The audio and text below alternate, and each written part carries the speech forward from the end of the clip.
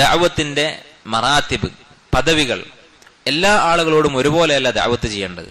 ഒരു കാര്യം നമ്മൾ പറഞ്ഞു കൊടുക്കുമ്പോൾ, പഠിപ്പിക്കുമ്പോൾ, ഇസ്ലാമിലേക്ക് ക്ഷണിക്കുമ്പോൾ, അല്ലെങ്കിൽ സുന്നത്തിലേക്ക് ക്ഷണിക്കുമ്പോൾ എല്ലാ മനുഷ്യരോടും ഒരുപോലെയല്ല സംസാരിക്കേണ്ടത് എന്ന് ഈ ഹദീസുകളിൽ നിന്ന് മനസ്സിലാക്കാൻ സാധിക്കും. അത് നമ്മൾ വളരെയധികം ശ്രദ്ധിക്കേണ്ട ഒരു കാര്യവുമാണ്. ചില ആളുകൾ ഹക്ക് ഇഷ്ടപ്പെടുന്ന ആളുകളായിരിക്കും. ഹക്ക് കിട്ടിയാൽ അതെന്താണെന്ന് മനസ്സിലാക്കിയാൽ അത് അതുപോലെ അവൻ ചെയ്യും. അത് കാഫിറുകളുടെ കൂട്ടത്തിൽ വരെ ഉണ്ടാകും. ഒരു കാര്യം ശരിയാണ്, ന്യായമാണെന്ന് തോന്നിക്കഴിഞ്ഞാൽ പിന്നെ അവനത് ചെയ്യും. അവൻ ആരെയും പേടിക്കുകയില്ല. അങ്ങനെയുള്ള ആളുകളുണ്ടാകും. അവനാണെങ്കിൽ അവനോട് വ്യക്തമായ തെളിവോടുകൂടി ഹക്ക് പറഞ്ഞു കൊടുത്താൽ മാത്രം മതി, കൂടുതൽ സംസാരിക്കേണ്ട ആവശ്യമില്ല. അവനെ എങ്ങനെയാണ് ക്ഷണിക്കേണ്ടത് എന്ന കാര്യത്തിൽ ആർക്കും അഭിപ്രായ വ്യത്യാസമില്ല, അത് വളരെ വ്യക്തമാണ്. എന്നാൽ വേറെ ചില ആളുകൾ എങ്ങനെ ഉണ്ടാകും? ഷഹവത്ത് കൊണ്ട് ഹക്ക് ഉപേക്ഷിച്ച ആളുകളുണ്ടാകും. ഇത് ഹക്കാണെന്ന് അറിയാം, അവൻ അറിയാഞ്ഞിട്ടല്ല, പക്ഷേ ഷഹവത്ത് കൊണ്ട്, ഷഹവത്ത് എന്ന് പറഞ്ഞാൽ ദേഹേച്ഛകൾ, ശരീരത്തിന്റെ ആഗ്രഹങ്ങൾ, സമ്പത്തിനുള്ള ആഗ്രഹമായിരിക്കാം, ആർത്തിയായിരിക്കാം, അല്ലെങ്കിൽ വേറെന്തെങ്കിലും ആഗ്രഹങ്ങൾക്ക് വേണ്ടി വേറെന്തെങ്കിലും ഹറാമുകളുടെ പിന്നാലെ പോയി മാസിയത്തുകൾ, പാപങ്ങൾ ചെയ്തിട്ട് ആ ഹക്ക് വീഴ്ച വരുത്തിയ ആളുകളുണ്ടാവും. ഇപ്പൊ നമസ്കാരം ഉപേക്ഷിച്ചിട്ടുള്ള ചെറുപ്പക്കാരായ ആളുകൾ, മുസ്ലിമുകളായിട്ടുള്ള ആളുകൾ തന്നെ, അവര് സിനിമയും പാട്ടും അതുപോലെയുള്ള ഹറാമുകളൊക്കെ ചെയ്യുമ്പോൾ മനസ്സ് കടുത്ത് പിന്നെ നമസ്കാരത്തിനോടൊക്കെ താല്പര്യം കുറഞ്ഞു വരും. അങ്ങനെ നമസ്കാരം ഉപേക്ഷിച്ചവരായിരിക്കും. അവരെ എങ്ങനെയാണ് ദഅവത്ത് ചെയ്യേണ്ടത്? അവരെ ദഅവത്ത് ചെയ്യേണ്ടത് ബിൽ മൗഇള, ഉപദേശം കൊണ്ടാണ്. എന്താണ് ഉപദേശം എന്ന് പറഞ്ഞാൽ? ഉലമാക്കൾ പറയുന്നത് മൗഇള എന്ന വാക്കിന്റെ വിശദീകരണം അൽ അംറു വന്നഹ്യു അൽ മഖറൂനാനി ബിത്തർഗീബി വത്തർഹീബ്, കൽപ്പിക്കുകയും വിലക്കുകയും ചെയ്യുക, അതിന്റെ കൂടെ തർഗീബും തർഹീബും കൊടുക്കുക. അതാണ് മൗഇളത്ത് എന്ന് പറഞ്ഞാൽ. എന്താണ് തർഗീബ്? തർഗീബ് എന്ന് പറഞ്ഞാൽ ആഗ്രഹം ഉണ്ടാക്കുക.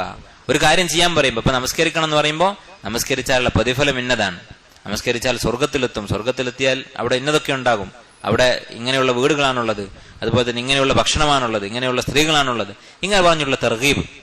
തർഹീബ് എന്ന് പറഞ്ഞാലോ, ഒരു കാര്യം ഹറാമാണെന്ന് പറയുമ്പോൾ നമസ്കാരത്തിന്റെ സമയത്ത് ഉറങ്ങിക്കിടക്കുന്നവൻ അവന്റെ തല ഒരു പാറക്കല്ല് കൊണ്ട് അടിച്ച് ചതക്കും, അതിനുശേഷം ആ തല വീണ്ടും കൂടി യോജിക്കും, വീണ്ടും ഇതുപോലെ തകർക്കും, ഇങ്ങനെ തുടർച്ചയായി സംഭവിച്ചുകൊണ്ടിരിക്കും എന്ന് ഹദീസിൽ വന്നിട്ടുണ്ട്.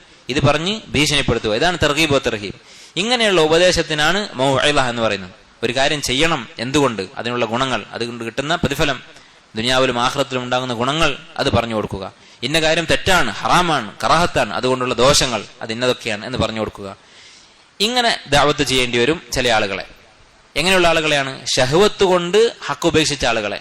അവർക്ക് ഹക്ക് എന്താണെന്ന് അറിയാഞ്ഞിട്ടൊന്നുമല്ല, ഈ ചെയ്യുന്ന കാര്യങ്ങളൊക്കെ തെറ്റാണെന്നറിയാം, പക്ഷേ അവരങ്ങനെ പെട്ടുപോയതാണ്, അവരുടെ ഷഹ്വത്തുകളിൽ അവർ കുടുങ്ങിപ്പോയതാണ്. അവരോട് ഇങ്ങനെയാണ് ദഅവത്ത് ചെയ്യേണ്ടത്. മൂന്നാമത്തെ വിഭാഗം ആളുകൾ ശുബ്ഹത്ത് കൊണ്ടായിരിക്കും അവർ ഹക്ക് ഉപേക്ഷിച്ചിട്ടുള്ളത്. ഒരു സംശയമായിട്ടുണ്ടാകും. ആരെങ്കിലും പറഞ്ഞു കൊടുത്തു, എന്താ ഇപ്പം ഇങ്ങനെ ചെയ്താൽ കുഴപ്പം, ജമാഅത്തിന് പോകണമെന്ന് എന്താണ് നിർബന്ധം, നിസ്കരിച്ചാൽ പോരെ, നേരത്തെ നിസ്കരിച്ചാൽ പോരെ, അങ്ങനെയാണ്. അല്ലെങ്കിൽ സ്ത്രീകളാണെങ്കിൽ ഹറമില് തവാഫ് ചെയ്യുന്നില്ലേ, അവിടെ ആണും പെണ്ണൊക്കെ ഒന്നിച്ചല്ലേ തവാഫ് ചെയ്യുന്നത്, അപ്പൊ ഇങ്ങനെ കൂടിക്കലർന്ന സ്ഥലത്ത് പോയാൽ എന്താ കുഴപ്പം? ഈ ശുബ്ഹത്തിന് അതിന്റെ മറുപടി പറഞ്ഞു കൊടുക്കുക. ജമാഅത്ത് നമസ്കാരത്തിനെ കുറിച്ച് നബി സ്വല്ലല്ലാഹു അലൈഹി വസല്ലം പറഞ്ഞെന്താണ്? ഒരാളോട് നിസ്കരിക്കാൻ ഏൽപ്പിച്ചിട്ട് നിസ്കരിക്കാതെ വീട്ടിലിരിക്കുന്ന ആണുങ്ങളുള്ള വീട് പോയി കത്തിക്കാൻ ഞാൻ വിചാരിച്ചിരുന്നു എന്ന് നബി സ്വല്ലല്ലാഹു അലൈഹി വസല്ലം പറഞ്ഞിട്ടുണ്ട്. അപ്പോൾ ഇത് ഫർളാണ് എന്നുള്ള കാര്യത്തിൽ സംശയമില്ല. അതുപോലെ തന്നെ ഇഖ്തിലാത്തിന്റെ കാര്യം, തവാഫ് പോലെയാണോ ബാക്കിയുള്ള സന്ദർഭങ്ങൾ? അവിടെയുള്ള ആളുകളുടെ മനസ്സിന്റെ അവസ്ഥ എന്താണ്?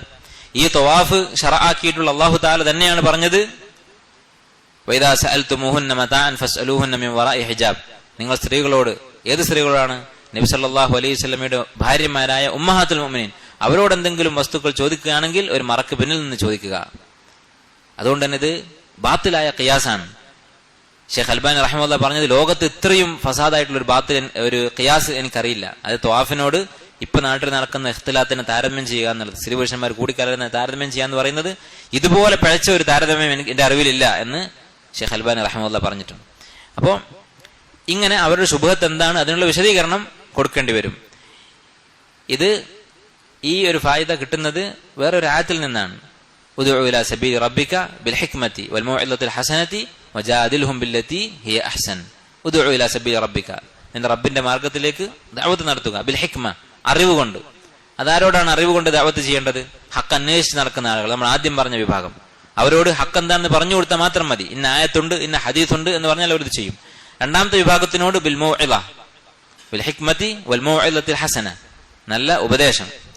മൂന്നാമത്തെ ആളുകൾ വജാദിൽഹും ബില്ലതി ഹിയ അഹ്സൻ, നല്ല രൂപത്തിൽ ജിദാൽ, നല്ല രൂപത്തിലുള്ള സംവാദം നടത്തിക്കൊള്ളുക എന്ന് പറഞ്ഞിട്ടുണ്ട്. അപ്പൊ ഇത് ദഅവത്തിന്റെ ഒരു അദബാണ്, മര്യാദയാണ്. ആളുകളെ വേർതിരിച്ച് കാണുക, എല്ലാവരെയും ഒരുപോലെ കാണാതിരിക്കുക, കാണുന്നവരോടൊക്കെ തർക്കുക, അല്ലെങ്കിൽ നല്ല ഇൽമുള്ള ഒരാളുടെ മുമ്പ് പോയിട്ട് ഒരു മസലയിൽ നമ്മുടെ അഭിപ്രായം എന്നതാണ്, അത് പോയി അവനോട് സ്വർഗവും നരകവും ഒക്കെ പറഞ്ഞിട്ട് അവനൊരു കാര്യം ഹലാലെന്ന് പറയുന്നത്, അവനത് ശുഭത്താണ് അവന്റെ മനസ്സിലുള്ളത്. നേരെ പോയിട്ട് ഇതിന്റെ അപകടങ്ങളെ കുറിച്ച് ഇങ്ങനെ പറഞ്ഞു കൊടുക്കുക. അപ്പൊ ഇഖ്തിലാത്തിന്റെ അപകടം ഇന്നതാണ്, വ്യഭിചരിച്ചാൽ ഇന്ന ശിക്ഷകളുണ്ട്. അതുകൊണ്ട് കാര്യമില്ല, കാരണം അത് ശിക്ഷയെക്കുറിച്ച് അറിയാഞ്ഞിട്ടല്ല, അവന് ശുഭത്താണുള്ളത്, അവന് എൽമാണ് കിട്ടേണ്ടത്, അവന്റെ ചോദ്യത്തിന് ഉത്തരമാണ് പറഞ്ഞു കൊടുക്കേണ്ടത്. അപ്പൊ ഇങ്ങനെ ആളുകൾ വേർതിരിച്ച് കണ്ട് അവസ്ഥക്കനുസരിച്ച് സംസാരിക്കുക.